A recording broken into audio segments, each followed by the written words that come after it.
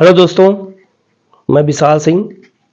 आज हम लोग ऐसे लोगों से बात करेंगे, ऐसे लोगों से मिलेंगे जिन्होंने आरओ का एग्ज़ाम यूपीपीसीएस में पास किया है। 7 सीटें थीं, पूरे उत्तर प्रदेश में केवल 7 सीटें थीं और उसमें पवन कुमार पांडे जी का फर्स्ट रैंक आया है। इन्होंने उन 7 उत्तर प्रदेश की इतनी जनसंख्या, इतने स्टूडेंट तैयारी करने वाले, उसमें भी इनकी फर्स्ट रैंक आई है। और इन्होंने फर्स्ट रैंक कैसे लाई है रणनीति बताएंगे।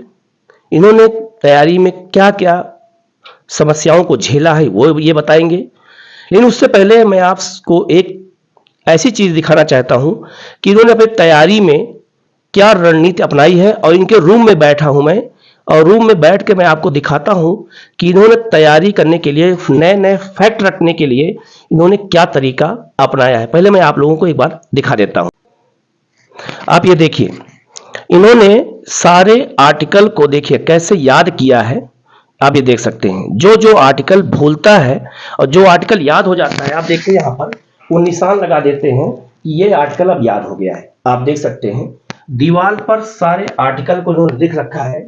यही जो आर्टिकल एग्जाम में बहुत ज्यादा आते हैं, सारे आर्टिकल को इन्होंने लिख रखा है। आप देख सकते हैं नीचे। और जब ये याद हो जाता है तो उसको मिटा देते हैं, दूसरा लिख देते हैं। इसके बाद आप देखिए, ये नीचे देख सकते हैं सारे साइंस के जो क्वेश्चन बहुत ज्यादा ये पूछे जाते हैं, उन क्वेश्चन को इन्होंने लिखा है। गौतम बुद्ध की और महावीर स्वामी की उनका कब जन्म हुआ और उनकी कब डेथ हुई है, ये क्वेश्चन सब भूलने वाले क्वेश्चन है जो बच्चों को। कर्नाटक का युद्ध, आप देखिए कर्नाटक का युद्ध जो है, ये क्वेश्चन में हमेशा पूछा जाता है कि कब युद्ध हुआ था, कितने टाइम पीरियड क्या है। इन्होंने इस चीज को यहीं पे लिख लिया है। आंग्ल मैसूर युद्ध, आप देखिए ये तैयारी है, तब इन्होंने फर्स्ट रैंक लाई है। पूरे उत्तर प्रदेश में 7 लोगों में इनकी फर्स्ट रैंक आई है उत्तर प्रदेश में। इसके बाद मैं आपको और दिखाना चाहता हूं, नहीं तो ये लगेगा कि ये देखिए सारी योजनाएं, सरकार की कितनी योजनाएं हैं, सारी योजनाओं को कब शुरू हुई ये योजनाएं, इन्होंने एक एक योजना को लिखा है। इन्होंने अपने याद करने के लिए, इतिहास को याद करने के लिए अलग अलग टाइम पीरियड इन्होंने बनाया है। देखिए आप, ये इनके तैयारी का तरीका था, तब जा करके इन्होंने पूरे उत्तर प्रदेश में फर्स्ट रैंक हासिल की है। अब आप देखिए नीचे वाले मैप पे देखिए आप, ये इन्होंने तैयारी के लिए क्या क्या तरीका अपनाया है, कैसे इन्होंने तैयारी किया। अदिश राशियां कौन होती हैं, सदिश राशियां कौन होती हैं, कैसे याद किया जाए, ये तरीका अपनाया है। यही तरीका नए बच्चों के लिए जरूरी है, तभी सिलेक्शन होता है, नहीं तो सिलेक्शन ऐसे नहीं होता है। उसके लिए हमें उसी के बारे में सोचना पड़ता है। यही बात मैं आप लोगों से हमेशा करते हुए आया हूं, और आज ये बताएंगे कि इन्होंने तैयारी में क्या क्या किया है। आप इनको देख सकते हैं, इन्होंने ये तरीका अपनाया है। आपने इनके तरीकों को देख लिया कि इन्होंने अपने रूम में बिल्कुल पढ़ाई का माहौल बना के रखा है और चार्ट बना के चीजों को याद किया है। अब ये बताएंगे कि इन्होंने फर्स्ट रैंक कैसे हासिल की है और कैसे इन्होंने ये मुकाम को पाया है। और जो नए बच्चे हैं जो तैयारी कर रहे हैं, वो तैयारी में क्या क्या समस्याओं को झेलेंगे और कैसे वो सफल होंगे, आप इन्हीं से पूछिए। क्योंकि ये 2012 डेट याद रखिएगा, आप लोग याद रखिएगा, ईयर सुन लीजिएगा। 2012 से 2021 तक लगातार इन्होंने यूपीपीसीएस में मेंस लिखा है। ठीक है, संघर्ष इनको देख के ही लगेगा आपको। आप अब इन्हीं से हम लोग पूछते हैं, अब यही बताएंगे कि इन्होंने क्या क्या संघर्ष किया है, कैसे झेला है और कैसे आज यहाँ पहुंचे हैं ये। आप पहले अपने नाम बताइएगा। हाँ, मेरा नाम पवन कुमार पांडे है। और पहले तो मैं सब आपको अभिवादन स्वीकार करता हूँ, मतलब सबका अभिवादन करता हूँ। मैं आप लोगों को ये बताना चाहता हूँ कि तैयारी शुरू करने के पहले सबसे पहले आपको सोचना चाहिए कि आपके अंदर वो आग है या नहीं। सबसे पहले अपने अंदर आग को पैदा कर दीजिए, ताकि वो आग आपके अंदर बुझने ना पाए। और जब आप तैयारी सर, आप कहाँ से हैं, पहले आप ये बताइए इन बच्चों को, कि जिससे उस क्षेत्र के जो बच्चे होंगे वो देखेंगे ना, तो वो देख करके काफी मोटिवेट होंगे कि हमारे क्षेत्र के बच्चे आए हैं। बाकी अन्य बच्चे तो होंगे ही, वो बच्चे भी होंगे। हाँ, तो मैं उत्तर प्रदेश के देवरिया जिले का रहने वाला हूँ। और काफ़ी मतलब ग्रामीण पृष्ठभूमि है, और ग्रामीण में भी बहुत पिछड़ा इलाका है हमारा।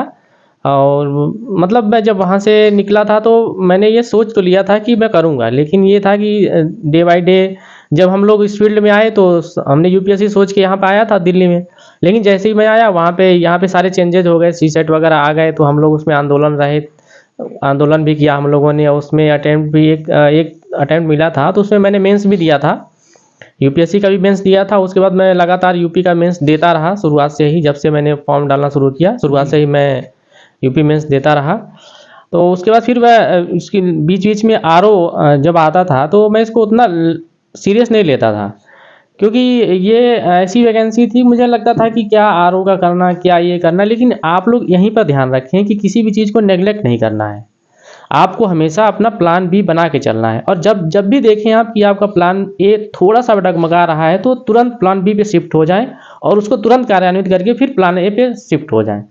तो ये आपको करना चाहिए। जो ये आरओ की वैकेंसी नई आने वाली है, तो इसके लिए जो नए बच्चे जो तैयारी करना चाहते हैं आरओ की, उनका क्योंकि पोस्ट बहुत अच्छी पोस्ट है और यूपी में काफ़ी सम्मानित पोस्ट है वो, तो उसके लिए नए बच्चे क्या करें? नए बच्चों से मैं सबसे पहले यही कहूँगा कि सर्वप्रथम आप उसका एक सिलेबस देखें, और सिलेबस को देखें ही नहीं बिल्कुल अच्छी तरह से देखें, क्योंकि आपको करना सिलेबस से ही है। और ये मान के चलें कि उत्तर प्रदेश आयोग का ये बहुत ही अच्छा है कि सिलेबस से बाहर नहीं जाता है वो, मतलब कि सिलेबस के अकॉर्डिंग ही हाँ, बच्चे पढ़ाई करें, हाँ। सिलेबस को सामने रख के पढ़ाई करें। सबसे पहले कि आप सिलेबस को अपने ध्यान में रख लें, उसके बाद आप ना वो एक पुस्तक सूची तैयार करें। जैसे बहुत सारी किताबें हैं हिंदी के लिए, तो सिलेबस अकॉर्डिंग देखेंगे आप। सबसे पहले तो प्रारंभिक परीक्षा के लिए जीएस तो सेम रहता है आपके, जैसे अपर के लिए रहता है वैसे इसका भी रहता है। इसमें थोड़ा सा अंतर रहता है, 10-12 क्वेश्चन मैथ के आते हैं, जो आप सीसेट जब करते हैं तो उसमें वो हो जाता है। मतलब कुछ भी अतिरिक्त करने की आवश्यकता नहीं है। इसके साथ साथ आप यूपी अपर की भी तैयारी आराम से कर सकते हैं, और अन्य सीमावर्ती राज्यों की भी तैयारी कर सकते हैं जो हमारे हिंदी भाषी राज्य हैं। तो इससे सबसे अच्छी बात यह है कि आपको सिर्फ इसके लिए अतिरिक्त मेहनत करना पड़ेगा हिंदी का, लेकिन ये हिंदी भी आपका बेकार नहीं जाता है। आपकी यूपी अपर मेंस में जब आप देने जाते हैं तो बहुत योगदान करता है ये। कम से कम समझ लीजिए कि मैं तो मानता हूँ कि ये जैसे यहाँ पे मुहावरे हैं, पर्यायवाची हैं, और वो अनेक शब्द के एक शब्द हैं, ये सब मेंस में बिल्कुल आपको लिखना होता है। तो यहाँ आप याद करके इतना अपने आप को बेहतर कर लेते हैं कि आप वहाँ आप लिखते हैं तो आपको बिल्कुल टू द पॉइंट नंबर मिलता है मैथ की तरह। अच्छा, यूपी पीसीएस में आरओ में निबंध का एक पेपर होता है, और जो नए बच्चे हैं और पुराने बच्चे हैं, हमारे भी बहुत सारे स्टूडेंट हैं जो लगातार हमें मैसेज भी करते रहते हैं हमारे चैनल पे कि सर वो मेंस में निबंध कैसे लिखें। तो निबंध कैसे लिखा जाए थोड़ा बच्चों को बताइए, क्योंकि आपने निबंध लिखा है, आपने हाँ, जैसे मतलब इसका मैं बता दूं कि उत्तर प्रदेश में मैंने अपर में 120 नंबर भी लाया है हिंदी में, सामान्य हिंदी में। तो मेरा निबंध लिखने का ये वहीं से थोड़ा चेंज हुआ, 2017 में ये आया था मेरा, तो वहीं से मुझे लगा कि ये मैंने प्रयोग किया था। जैसे 3 तरह के निबंध आते हैं, अपर में भी आते हैं और यहाँ भी आते हैं। तो आपको अपना एक सेगमेंट चूज कर लेना, क्योंकि मेरा हिंदी साहित्य था तो इसलिए मैंने साहित्य और संस्कृति एक तो फर्स्ट का बिल्कुल चूज कर लिया था, और सेकंड में मैं मोस्टली आईआर चूज करता था, या फिर जो हमारी राजनीतिक एकता वगैरह चीज़ें आती हैं ये सब चूज का। थर्ड में मैं वही ये जो डिजास्टर मैनेजमेंट होता है उसको तैयार कर लिया था। आप करंट अफेयर जोड़ करके, हाँ, करंट अफेयर जोड़ करके, ये मतलब आप निबंधों को एकदम बिल्कुल पहले से अच्छे ढंग से तैयार कर सकते हैं। इसके लिए सबसे पहले आपको करना पड़ेगा कि आप निबंध लिखने का एक क्षेत्र चुन लें कि आप किस क्षेत्र पे लिखेंगे। उस क्षेत्र तैयारी करें। हाँ, उस क्षेत्र की जितनी भी चीज़ें आपको जहाँ से भी मिले आप एक डायरी बना लें, उसको नोट करते चलें।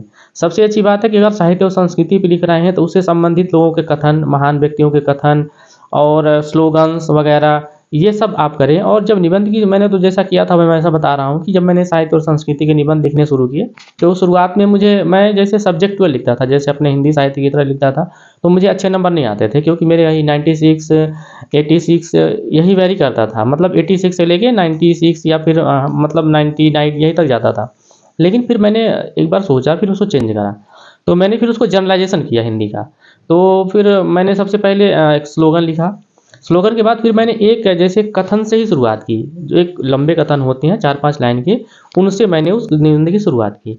फिर उसको निबंध को लेके मैंने एक क्वेश्चन आंसर के फॉर्म में, जैसे आप किसी से बातचीत कर, जैसे हम आपसे बात कर रहे हैं, तो आप प्रश्न पूछ रहे हैं, मैं जवाब दे रहा हूँ। इसी शैली में मैंने लिखा था कि मतलब जैसे मैंने मूल्य वाला लिखा था, तो मूल्य होते क्या हैं, ये इतने प्रासंगिक क्यों हैं, पुराने मूल्य क्या हैं, नए मूल्य क्या हैं, वैज्ञानिक मूल्य क्या होते हैं, वैज्ञानिकता क्या होती है, ये सब चीज़ों लेके मतलब एक तरह से बातचीत की शैली में मैंने लिखा था।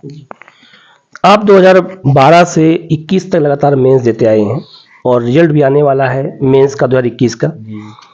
तो 14 मई को पेपर है यूपीपीसीएस 2023 का।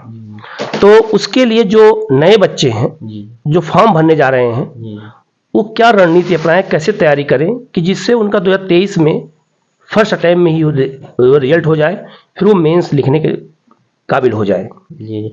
प्री के लिए तो अभी समय है, आपका पर्याप्त समय है, लगभग 3 महीने से ज़्यादा ही है। तो इसमें आप जो बिल्कुल नए हैं, वो तो अपना जो भी पढ़ रखा है उन्होंने अभी तक, उसको तुरंत रिवाइज़ करें, रिवाइज़ करना शुरू कर दें। जो भी उन्होंने पढ़ रखा है उसको रिवाइज़ करें। और घटना चक्र जो आप जानते हैं, वो जो भी आती हैं उसकी पुनरावलोकन सीरीज़ आती हैं, उनको देख लें। और प्लस करंट कुछ ऐसे सेगमेंट हैं जहाँ पे आप करके बेहतर कर सकते हैं औरों से मेरिट में। जैसे मान लीजिए करंट हुआ, अगर आप करंट ढंग से कर लेते हैं तो मान के चलिए 25 से लेकर 35 तक के क्वेश्चन आते हैं और उसमें आसानी से आप 20 प्लस आराम से कर सकते हैं। तो आप दूसरों से 20 प्लस रहते हैं। और उसके बाद फिर यूपी स्पेशल आता है, 7-8 क्वेश्चन, अब तो 10-12 तक आने लगे हैं। वो बिल्कुल एक्यूरेट रहता है, कहीं से भी आता है वो आदमी, उसमें आप 80-90% कर सकते हैं। उसमें अगर 12 आता है तो आप 10 आराम से कर सकते हैं, वो आप हासिल कर सकते हैं। उसके बाद आता है कि थोड़ी थोड़ी जैसे यूपी की चीज़ें, जैसे वो आता है ये आर्ट एंड कल्चर वाला आता है, थोड़ा सा उसमें थोड़ा सा ध्यान दे दें। और साइंस मतलब कि यूपीपीसीएस में साइंस बहुत महत्वपूर्ण है। साइंस तो होता है कि आपको मेरिट बनाने में काम करता है। अगर आपने साइंस ढंग से कर लिया है तो पीटी आप फेल नहीं करते हैं, क्योंकि बाकी चीज़ें तो आप कहीं ना कहीं से अच्छे ढंग से कर लेते हैं और वो रिपीट भी आता है हर जगह, कहीं ना कहीं आप उसको देखते हैं। लेकिन जो साइंस का सेगमेंट है, ये थोड़ा मतलब जो जिनका साइंस नहीं है, मान लीजिए जिन्होंने बीएससी एमएससी नहीं किया है, उनके लिए कह रहा हूँ कि वो साइंस को थोड़ा ज़्यादा फोकस कर दें, क्योंकि साइंस के क्वेश्चन होते हैं बहुत टिपिकल नहीं होते हैं, लेकिन वो बार बार रिपीट होते हैं। और उन्हीं में से अगर आप चाहें तो मतलब आप अच्छा करके आप मतलब प्री पास कर सकते हैं। आप प्री में टॉप करना नहीं होता है, तो आप आराम से प्री पास कर सकते हैं। अच्छा पवन जी, बहुत सारे बच्चे हैं हमारे स्टूडेंट हैं, वो हमेशा पूछते रहते हैं कि कौन सी किताब पढ़ें यूपीपीसीएस 2023 के लिए। आप बताइए कौन सी किताब ज़्यादा अच्छी है, कौन सी बुक बहुत अच्छी है, वो हमारे स्टूडेंट लेकर के पढ़ सके। और आरओ के लिए कौन सी बुक को ज़्यादा रेफरेंस करें, उसको बताइए। देखिए आरओ के लिए तो एक जीएस की जितनी बुक हैं वो तो सामान्य है, वो अपर में और आरओ में सब लगभग एक बराबर हैं। तो जो आप स्ट्रेटजी वहाँ अपना रहे हैं, वही स्ट्रेटजी आप यहाँ भी लगा सकते हैं कि आप अगर आपने यूपीएससी की तैयारी करी है तो आपने सब कुछ गो थ्रू हुआ होगा, और फिर उसके बाद सीरीज आप लगा लेते हैं, देन आप करंट पढ़ लेते हैं। और ये जो छोटी छोटी चीज़ें हो, जैसे यूपी स्पेशल हुआ, साइंस हुआ और ये करंट हुआ, इनको कर लेते हैं तो आप कंसाइज हो जाते हैं, मतलब प्री आश्वस्त हो सकते हैं यहाँ कि आपका प्री हो जाएगा। इसके अलावा आप जब नया कुछ करना चाहते हैं तो किताब टेक्स्ट बुक अभी प्री के दृष्टिकोण से तभी टेक्स्ट बुक का समय नहीं है, लेकिन जिनके पास समय है उनके लिए बता रहा हूँ कि आप मॉडर्न इंडिया के लिए स्पेक्ट्रम पढ़ सकते हैं अगर आप पढ़ना चाहें तो। लेकिन वैसे प्री के लिए पढ़ने की ज़रूरत नहीं है, मेंस के दृष्टिकोण से आप पढ़ सकते हैं। प्री में तो मुझे लगता है कि वो सीरीज जो आती हैं वो काफ़ी सफिशियंट है। अगर आप क्वेश्चन बैंक आता है घटना चक्र का, वो काफ़ी हाँ है, पर्याप्त है कि उससे बच्चे पास हो जाएंगे। हाँ, अगर आपको प्री क्वालिफाई करना है तो उसको अच्छे से पढ़ सकते हैं, काफ़ी योगदान रहता है उसका। मतलब उसी के भरोसे ना रहें, लेकिन ये है कि उसको तो कर ही लें, वो कंपलसरी है क्योंकि कलेक्शन अच्छा है। पवन जी, आप अपनी कुछ उपलब्धियां बताइए जिससे बच्चे, जो नए बच्चे हैं और जो हमारे ये वीडियो को देखेंगे, उनको ये लगे कि नहीं, आपने कुछ उपलब्धियां जीवन में हासिल की होंगी और आज आप आरओ के पोस्ट पे सिलेक्ट हुए हैं, तो आपकी क्या उपलब्धियां रही हैं? जी, शुरुआत में तो मैं जब मैंने +2 किया था तो उस टाइम पे मैं मेडिकल के लिए तैयारी के लिए निकला था, तो 1 आध साल किया मैंने, फिर कुछ ऐसी दिक्कतें आ गई, फिर मैं छोड़ दिया बीच में। फिर पढ़ाई-वढ़ाई भी मतलब थोड़ा डिरेल्ड हो गया था। फिर मैंने दोबारा राशि टंडन से बीए का फॉर्म डाल दिया, उसी समय राशि टंडन नया-नया आया था। तो फिर मैंने दिया और अच्छे से दिया, तो उसमें मेरा गोल्ड मेडल रहा मानविकी में। अच्छा, आप गोल्ड मेडलिस्ट हैं? जी। फिर मैंने वहाँ से जब कर लिया तो सीधे मैं दिल्ली आ गया। तो आप दिल्ली आ गए, तब से आप लगातार सिविल की तैयारी में लगे हुए हैं और आज आप सफल हुए हैं। तो जो नए बच्चे हैं उनको और क्या नया तरीका अपनाएं कि जिससे वो, कुछ बच्चे ऐसे हमारे हैं, स्टूडेंट हैं, जो नए बच्चे हैं जो तैयारी कर रहे हैं, उनके समय का मैनेजमेंट नहीं हो पाता है। बहुत सारे बच्चे वो समय का मैनेजमेंट नहीं कर पाते हैं, और मैंने आपके रूम में आके देखा आपने नए नए तरीका अपनाया है। तो ऐसा वो क्या करे, कुछ अलग अलग हटके करे, जिससे वो 1 या 2 साल में वो सिलेक्ट हो जाएं। क्योंकि आज के इस कंपटीशन के दौर में हर बच्चा चाहता है कि हम जल्दी सिलेक्ट हों। तो जल्दी सेट होने के लिए और प्रॉपर तैयारी करने के लिए ऐसी कोई रणनीति आप बताइए जो बच्चे, हमारे स्टूडेंट फॉलो कर सकें, हमारे ऑडियंस फॉलो कर सकें, और वहाँ वो सफल हों। देखिए, मैं तो जॉब के साथ कर रहा था, प्राइवेट जॉब भी कर रहा था मैं, और उसके साथ मैंने किया, तो मेरे लिए समय का तो बहुत महत्व था, क्योंकि मेरे पास फुल टाइम नहीं था। मैं समय को मैनेजमेंट करना पड़ता था, तो ये सब चीज़ें मैं अपनाता था कि कोई चीज़ रहे को मतलब बिल्कुल देखूं और तुरंत उसको कर लूं। तो सबसे पहले आप ना एक रुचि, जिस फील्ड में आपकी रुचि हो उस रुचि को आप पढ़ाई में लाइए। जैसे अगर आपको फिल्में वगैरह देखने की रुचि है तो आप वीडियोस देखिए, और अगर आपको जैसे मतलब पिक्टोरियल फॉर्म में कोई करना चाहते हैं तो अपने सिलेबस को, अपनी से मूल मूल चीज़ों को पिक्टोरियल फॉर्म में बना सकते हैं। जैसे मुझे मेरा ये आरेख वगैरह में बहुत मतलब अच्छा लगता है मुझे बनाना, मुझे लिखना अच्छा लगता है, जी। तो मैं बार बार लिख के ऐसे लिखता रहता हूँ, फिर लिखते इनको रहते हैं और मिटाते रहते हाँ हैं। फिर इनको जो मिटा देता हूँ, जो याद हो गया उसको मिटा दिया, फिर मिटा याद देता हुआ। हूँ, फिर नया लिखता हूँ, फिर मिटाता हूँ। मतलब ये है कि जैसे आप अभी पॉलिटी है तो कभी हिस्ट्री लिख दूंगा, कभी साइंस लिख दूंगा, कभी इसमें करंट ही करंट लिख देता हूँ, तो एग्जाम के जो अच्छा, आस आप पास करंट रहता है। याद, करंट को तैयार करने का आप तरीका आप अच्छा अपनाए हैं जी कि करंट की चीजों को पहले दीवार पे लिख देते हैं, जी जी। और आप बार बार देखते रहते होंगे तो याद हो जाता होगा। करंट पे क्या है ना कि सारी चीज़ें याद नहीं की जा सकती। कुछ तो आपको देख के की जा सकती है, लेकिन कुछ उसमें मुश्किल से 20-25% ऐसी चीज़ें होती हैं जो आपके दिमाग से वाइप आउट होती हैं एग्जाम के समय, एकदम बिल्कुल चला जाता है तो फिर आता नहीं है। तो जब हम मैगजीन लाते हैं तो उनको वहीं नोट कर देता हूँ मैं। पवन जी ने जो बताया उसमें मैं आप लोगों को ये बताना चाहता हूँ कि अंतर्राष्ट्रीय स्तर पर जब किसी को कोई अवार्ड मिलता है और वो नाम बहुत कठिन होते हैं, मान लीजिए किसी को मैन बुकर पुरस्कार मिला, तो नाम इंग्लिश नाम होते हैं, बहुत कठिन होते हैं, जल्दी याद नहीं होते हैं। हिंदुस्तानी नाम तो याद हो जाते हैं, महेश मुकेश ये सब याद हो जाते हैं, लेकिन वो नाम नहीं याद होते हैं। तो उसके लिए पवन जी ने सबसे अच्छा तरीका ये अपनाया कि दीवार पर चार्ट पे उनके नाम लिख दिए, मैन बुकर पुरस्कार कौन पाया 2022 में, 23 में, जो भी आएगा वो लिख देते हैं।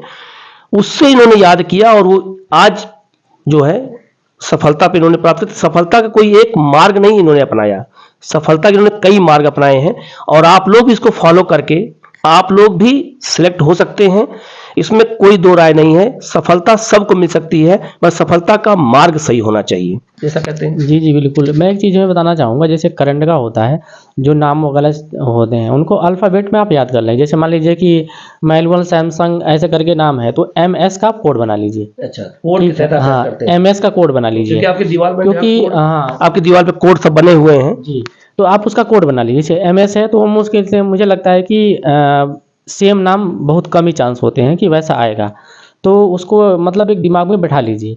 और दूसरी बात मैं ये कहूँगा कि जो लास्ट ईयर के क्वेश्चंस हैं उनको तो आप बिल्कुल कर जाइए, चाहे किसी भी यूपी का कोई भी एग्ज़ाम देने जा रहे हो वहाँ, तो लास्ट ईयर के क्वेश्चन बिल्कुल कर जाएँ। और आरओ में तो अगर आप हिंदी की बात कर रहे हैं, सामान्य हिंदी की, तो मैंने तो यही किया था, क्योंकि मेरे पास समय थोड़ा कम रहता था, तो मैं अपने नोट्स बना लेता था। तो मैंने नोट्स ऐसे बनाया था कि जैसे पहले तो आए हुए क्वेश्चन, जो क्वेश्चन लगातार आए हुए हैं, तो उसमें मैंने जैसे यूपी के बहुत सारे एग्ज़ाम लेते हैं जिसमें हिंदी आता है। जैसे यूपी का अब प्री में भी आता है, अपर वाले में आरओ का आता है, पहले लोअर आता था उसमें भी थोड़ी बहुत हिंदी रहती थी। उसके बाद फिर ये मान लीजिए सामान्य हिंदी रहता है हमारा अपर का, मेंस का।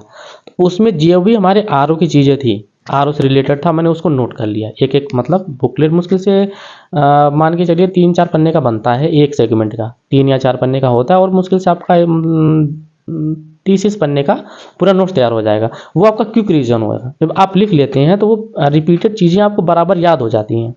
उसमें से आप करते रहिए, जैसे जैसे याद होते रहें तो उनको आप 3 कलर के पेन ले लें, एक ब्लैक, एक मतलब एक, मैं तो ब्लैक लेता था लेकिन अब ब्लैक से दब जाते हैं, आप रेड ले लीजिए, येलो ले लीजिए, ग्रीन ले लीजिए। उसमें जो आपको याद होता चले उस पे ग्रीन लगा दीजिए। और जो मतलब होता है कि याद तो हो जाता है पर भूल जाता है, तो उस पे आप येलो लगा दीजिए। और मतलब ये होता है कि याद ही नहीं होता है, चाहे कितनी कोशिश करें, उसको रेड लगाइए, तो इससे आपकी फ्रीक्वेंसी बढ़ जाती है। आप जब अपना पूरा ध्यान ऐसे रेड ग्रीन पे अपना ध्यान बर्बाद नहीं करते, क्योंकि आपको आता है, येलो पे आप थोड़ा कम ध्यान देते हैं, रेड को आप कर लेते हैं, तो ये जो आपकी कमजोरी है धीरे धीरे करके आपकी मजबूती, तो ये रेड वाले जोन धीरे धीरे ग्रीन जोन में जाते जाते हैं। तो ये आप जरूर कर लें, और ये हर चीज़ में कर लें। कोई भी फैक्ट हो, आप पहले उसको डिवाइड कर लें। आप घटना चक्र भी पढ़ते हैं तो 2-3 कलर का पहली बार जो करें, तो पहली बार में 2-3 कलर का पेन जरूर ले लें। यानी जो क्वेश्चन आपको आते हैं उन पे आप समय बर्बाद ना करें, क्योंकि बहुत मोटी है अब और दिन प्रतिदिन मोटी हो जा रही है, तो इसके लिए आप पेन यूज़ करें। तो जो आपको आता है उस पर ग्रीन कर लें, बाकी जहाँ आपको नहीं आता है वहीं पे अपना ध्यान दें। पवन जी ने लाल रेड लाइट जो होती है उसका तरीका अपनाया कि आप कभी भी सिग्नल पे जाते हैं तो 3 तरह की लाइट जलती है, रेड, येलो और ग्रीन। इन्होंने तरीका ये अपनाया कि जो क्वेश्चन आपको आते हों उन पर ग्रीन लगा दीजिए कि हमको ये आते हैं, ग्रीन पेन से टिक कर लीजिए। जो आपको आते नहीं, भूलने का चांस है, येलो, और जो बिल्कुल भूलने का चांस है वो रेड। तो आप सिलेबस को 50% कर लेते हैं। बहुत ही अच्छा तरीका आप लगा जो है पवन जी। बस आप ये बताइए पवन जी कि आपकी तैयारी में आपको कौन कौन सी बाधाओं का सामना करना पड़ा? आप घरेलू स्तर पे क्या किन बाधाओं को आपने सामना किया, समाज में किन बाधाओं का सामना किया, और तैयारी करने जब आप दिल्ली आए और दिल्ली में जब आप मुखर्जी नगर आए तो यहाँ पे किन किन समस्याओं का आपने सामना किया है? क्योंकि आजकल जो बच्चे यहाँ तैयारी करने आए हैं, दिल्ली में भी, इलाहाबाद में भी, लखनऊ में भी, वो कहीं ना कहीं कोई ना कोई समस्या का सामना कर रहे हैं। तो बहुत सारी समस्याएं हैं, तो आप किन समस्याओं को ज़्यादा आपने फेस किया है और कैसे उन समस्याओं से दूर निकले? देखिए, सबसे बड़ी पहली समस्या तो आती है कि पृष्ठभूमि की समस्या। पृष्ठभूमि की समस्या, आप कहाँ से आते हैं ये बहुत मायने रखता है। जैसे हम लोग ग्रामीण पृष्ठभूमि से हैं, तो हमारे अंदर मतलब भावनाओं का अतिरेक होता है। हम किसी चीज़ को छाँट नहीं पाते हैं। जो होता है ना, एक विलगन करने की क्षमता, यानी कि अलग करने की क्षमता। हम सबको एक जैसे लेके चलते हैं, सब एक जैसे नहीं होते हैं। सबसे पहले आप दोस्तों का चयन बड़ी ही सावधानी से करें। देखिए, जीवन भर आपको दोस्त बनाना है, लेकिन तैयारी के दौरान उन्हें ही दोस्त बनाएं जो वाकई आपके दोस्त हों। टाइम पास ना बनाएं कभी भी। मतलब टाइम पास करने के दोस्त आवश्यक नहीं है। दोस्त वो बनाएं जो आपकी तैयारी में सहयोग करें, आप उनके लिए सहयोग कर सकें। मतलब एक दूसरे का सहयोग करें। देखिए, मेरा तो अगर मित्रों का सहयोग ना होता तो शायद मैं नहीं सेलेक्ट हो पाता, क्योंकि मेरे मित्र हैं ऐसे जो आपकी तैयारी में काफी योगदान दिए हैं। जी बिल्कुल। सबसे पहले तो ये हमारे मित्र हैं, विनय त्रिपाठी जी हैं, ये सुल्तानपुर के रहने वाले हैं। इन्होंने मतलब समझ लीजिए कि ये हमारे आत्मीय एकदम सबसे करीब यही हैं। हर तरह से इन्होंने मदद किया, कभी भी इन्होंने मुझे कमज़ोर नहीं होने दिया। अगर मैं कभी थोड़ा बहुत ढीला हो जाता था तो ये मतलब बिल्कुल मोटिवेट कर देते थे। हाँ, मोटिवेट कर देते थे। और हमारे पार्टनर हैं राजन सिंह जी, और बाकी हमारे मतलब बहुत सारे मित्र हैं। और आप भी तो हमारे मित्र हैं, आप भी मिलते रहते हैं, हम लोग चाय पे मिलते रहते थे। तो आप भी तो अच्छा मतलब ओजस्वी आप बोलते हैं, बिल्कुल भी आप वही अच्छा कर रहे हैं। और आई होप कि आप भी देर सवेर कहीं ना कहीं मेरिट में आएंगे ही आएंगे, और जल्दी ही आएंगे। मेरी पूरी ये शुभकामना है। और मान के चलिए कि मतलब मेरे कुछ मित्र, मैंने बहुत ज़्यादा मित्र नहीं बनाए, मेरी कमजोरी कह लीजिए या जो भी कह आप लीजिए। सिलेक्टेड मित्र बनाए जी जो आपकी जीवन में काफी सहयोग उन्होंने किया, तब आप आज सिलेक्ट होने में उनका योगदान जरूर है। देखिए, एक मित्र ऐसा बनाए जिसकी गोद में बैठ के आप रो सकें। एक मित्र ऐसा जरूर बनाएं जिससे आप सब कुछ खोल सकें। यानी वो जैसे हम लोग गांव की भाषा में चड्डी बड्डी कहते हैं, लंगोटिया यार कहते हैं। तो अगर आपके साथ ऐसा कोई है तो नया बनाने की कोशिश ना करें। अगर कोई नहीं है तो एक मित्र ऐसा जरूर बनाएं जिसके साथ अपने फीलिंग्स, जो आपकी दुख है, क्योंकि सुख तो सब बांट लेते हैं, दुख बांटने वाले बहुत कम लोग होते हैं। और दुख को लेके फिर उसके समालोचनात्मक ढंग से आपकी चीज़ों को आगे बढ़ाए, न कि उस पर आपको आपका मजा ले। ऐसे लोगों से दूर रहें। लेकिन एक मित्र ऐसा जरूर बना लें। बाकी जो भी मित्र बनाएं बड़ी सावधानी से बनाएं, और ऐसे मित्रों का चयन करें जो वाकई सीरियस हों, जो तैयारी में सीरियस हो, टाइम पास के लिए ना हो। बिल्कुल बिल्कुल। ऐसा नहीं है कि कहीं घूमना है, हाँ घूमिए, बिल्कुल हम लोग भी घूमते थे, हम लोग भी बाहर जाते थे। लेकिन यह है कि हम लोग फालतू नहीं जाते थे। अगर हम लोग कहीं जाते थे तो मिल के 4-5 मित्र अपना हुए, कहीं मन बन गया तो निकल लेते थे। चूँकि मैं तो जॉब करता था तो मेरे पास वैसे भी समय कम रहता था। तो मेरे बस यही 3-4 मित्र लोग थे, और इससे ज़्यादा मतलब बहुत ज़्यादा मित्र नहीं बनाया था मैं। और जहाँ जॉब करता था वहाँ 2-1 लोग थे जो मतलब वो लोग सहयोग करते थे, जिसमें रजनीश जी थे, इम्तियाज़ जी थे, और ऐसे ऐसे लोग मतलब बहुत इन लोगों ने सहयोग किया मेरा। तो ये लोग मतलब हमको मोटिवेट करते रहते थे। मेरी जो मूल समस्या ये थी कि मेरी जो सबसे कमी जो कह लीजिए वो ये था कि जब यूपी अपर था तो उसमें मैथ आता था। मेरा मैथ और स्टैटिक्स थोड़ा वीक था। अगर मैं शायद उसको कर लेता तो मैं बहुत पहले हो जाता। लेकिन मैंने उसको इग्नोर किया यूपीएस, पहले तो यूपीएससी के चक्कर में, फिर ये समीक्षा अधिकारी, और फिर बाद में मैं इग्नोर करता गया। लेकिन अभी जब 21 के पहले मैंने देखा कि ये कब तक चलेगा, फिर मैंने अपनी सारी मार्कशीट उठाई, यूपीएससी के भी, यूपी के भी, आरओ के भी, लोअर के भी, सारी मार्कशीट उठाई और मैंने उनसे देखा कि कौन सा ऐसा एग्ज़ाम है जो मैं नियर अबाउट हूँ, बहुत नज़दीक हूँ जिसकी, जिसमें मतलब मैं थोड़ा और मेहनत कर दूँ तो जल्दी से जल्दी सफल हो सकता हूँ। तो फिर मैंने देखा कि यूपी अपर में भी कहीं 1 नंबर से, 4 नंबर से, 6 नंबर से रुक रहा था। तो मैंने कहा उसमें एक और हर्डल है, मतलब उसके बाद मेंस होने के बाद उसमें इंटरव्यू भी होता है, वो भी एक हर्डल है, इसमें हर्डल एक ज़्यादा है। फिर मैंने इसको थोड़ा बैक में रखा। फिर मैंने देखा आरओ का, तो आरओ में देखा मैंने कि इसका ये था कि मेंस हुआ आपका तो इंटरव्यू है नहीं, आपकी जॉब आपके पास आ जाती है। जी, जी। तो उसमें मैं देखा कि मेरा सबसे जो ज़्यादा सा गैप था वो पहले 2010 में जब मैंने दिया था, 10 या 11 में आया था, पहली बार जब मैंने दिया था तो मेरा प्री नहीं हुआ था। लेकिन उसके बाद जब मैंने दिया था तो 7 या 8 नंबर से रुका था मेरा। तो वही मैं देख रहा था कि मेरा फ्रीक्वेंसी यही 7, 6, 5, 2, लास्ट में तो 3 नंबर था। तो फिर मैं सोचा कि ये ज़्यादा नियर अबाउट है मेरे, तो मैंने फिर उस पे फ़ोकस किया और मैंने फ़ोकस किया फिर, क्योंकि सारी चीज़ मेरी सही थी, सब कुछ सही जाता था। फिर मैं देखा कि कमी कहाँ होती थी, मैं सारे पेपर्स निकाले अपने, क्योंकि मैं पेपर फेंकता नहीं हूँ अपने, जो भी एग्ज़ाम दे के आता था सारे पेपर रखता हूँ। जी। तो फिर मैंने उनको निकाला, उनको देखा कि मैंने कमी कहाँ की है। तो मैं देखा कि जो मीनिंग होती है हिंदी से इंग्लिश, इंग्लिश से हिंदी, मैं देख रहा था कि वहाँ मेरे 2 से 3, 3 से 4, हाईएस्ट जो सही हुआ था 5 हुआ था। जी। तो मैं सोच रहा था यार मैं 4 या 5 नंबर से, 7 नंबर से फ़ेल हो रहा हूँ, 2 नंबर से फ़ेल हो रहा हूँ और यहाँ पे तो मैं कम से कम 10 नंबर और ला सकता हूँ। तो फिर मैंने उसको फ़ोकस किया। उसी दिन से मैंने एक डायरी बना ली और उस पे ए से लेके जेड तक जितना मुझे जितनी जिस भी बुक्स में मिला, तो वही वो ग्रीन, येलो और रेड वाला मैंने कॉन्सेप्ट अपनाया कि जो मीनिंग मुझे आते थे उनको मैं छोड़ता गया। जब और येलो वालों को एक जगह लिखा, फिर ग्रीन वालों को लिखा, फिर रेड वालों को लिखा। तो पढ़ाई के फ़ोकस में पहले रेड पढ़ता था, फिर येलो पढ़ता था, फिर ग्रीन पढ़ता था। ग्रीन को ही पढ़ते रहे, भूल जाता है ये। तो सर ये बताइए कि आपके तैयारी में आपका परिवार ने आपका कितना साथ दिया? देखिए, मैं तो इस मामले में काफ़ी भाग्यशाली हूँ कि मेरे परिवार ने कभी मुझे किसी बात के लिए कभी उलाहना नहीं दिया कि तुम ये कर रहे हो, वो कर रहे हो। उन्होंने कहा कि तुम करो, अपनी मेहनत से करो। मतलब कि तैयारी में परिवार का साथ बहुत ज़रूरी है, माता-पिता का साथ बहुत ज़रूरी है। मेरे माता-पिता का, मेरे छोटे भाई का, मेरी पत्नी का, सबका सहयोग रहा। सबका सहयोग रहा, यानी किसी ने भी मुझे, मतलब वहाँ से मुझे कोई नेगेटिविटी नहीं आती थी। जब भी मुझे कोई दिक्कत होती थी तो मेरे पिताजी कहते थे कि यार तुम्हें आता क्या है पढ़ने के अलावा? तुम्हारे पास और क्या है? तुम पढ़ सकते हो और वो तुम कर ही रहे हो, तो तुम फिर अपने आप पे गिलानी क्यों करते हो? जो तुम्हें आता वही तुम कर रहे हो, तो करते रहो, बाकी ईश्वर पे भी कुछ छोड़ो, सब चीज़ अपने हाथ में नहीं होती है। तो वो मुझे काफ़ी मोटिवेट करते थे। पवन जी 2012 से मेंस देते आ रहे हैं, यूपीपीसीएस का, आरओ का, लेकिन हर बार 2 नंबर, 3 नंबर से ही ये फेल होते गए। ये दर्द वही जान सकता है जो फेल होता है। हम लोग तो केवल हम भी उसी में झेल चुके हैं। तो इनके दर्द को मैं बहुत अच्छे जानता हूँ, लेकिन मैं नहीं चाहता हूँ कि आने वाली पीढ़ी जो हमारे इस वीडियो को देख रहे हैं, वो इसको कहीं भी झेल पाए, क्योंकि परिवार का सहयोग बहुत ज़रूरी है और माता-पिता का उससे ज़्यादा सहयोग ज़रूरी है।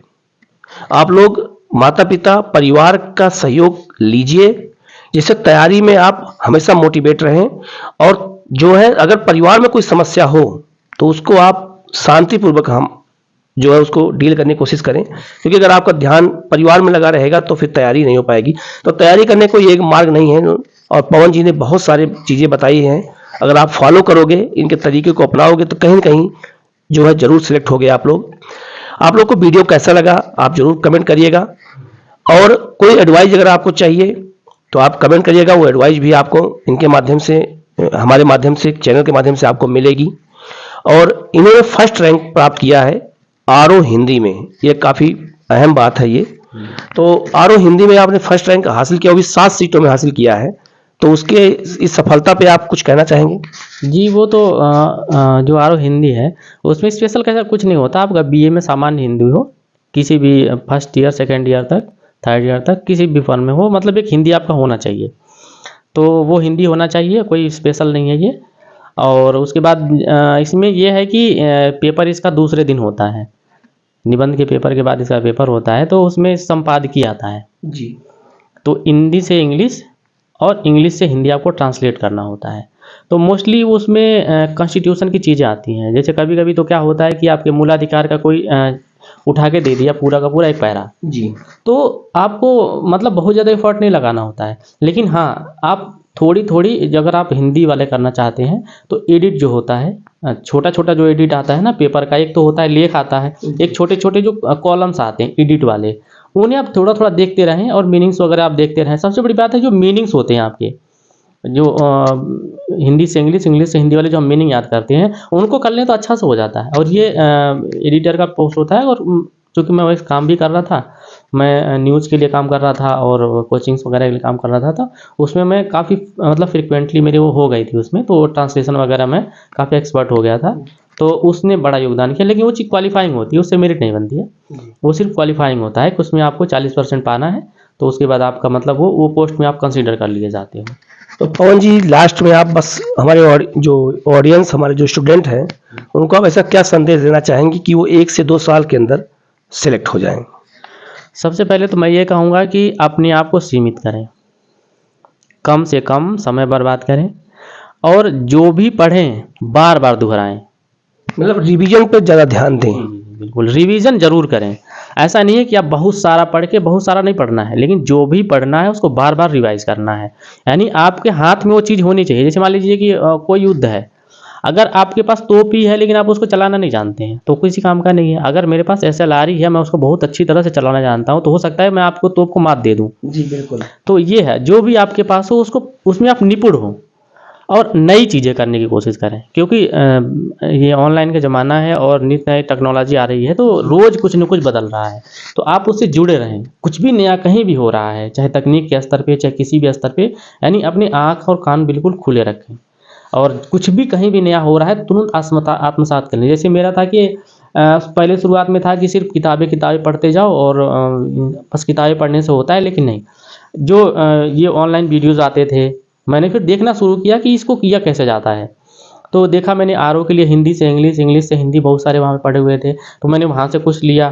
फिर और लोगों को देखा कैसे करते हैं, कैसे क्या करते हैं, तो फिर उनसे फ़ायदा मिलता है। तो ये एक ही चीज़ पे ना बैठे रहें, उनको नई-नई चीज़ों को सीखते रहें, अपने आस-पास से सीखते रहें। हाँ, लेकिन ज़्यादा समय ना बर्बाद करें, अपनी चीज़ों को पहचानना सीखें। पवन जी का कहना है कि समय बर्बाद ना करें और नई-नई चीज़ों को सीखते रहें और अपडेट होते रहें, तभी आप सफल हो पाएँगे। जी, बिल्कुल। आज हम लोग यहीं तक करते हैं और हमारे और भी मित्र हैं, उनका भी वीडियो बहुत जल्दी आप लोगों को मिलेगा। वो भी जो है यूपीपीसीएस में सिलेक्ट हुए हैं और वो भी तरीका बताएँगे आपको कि कैसे जो है पढ़ा जाए, क्या किया जाए। क्योंकि जो पास होता है, वो तरीका अच्छे से बता सकता है और कि कैसे पढ़ा जाए, कैसे नहीं। Okay, thank you.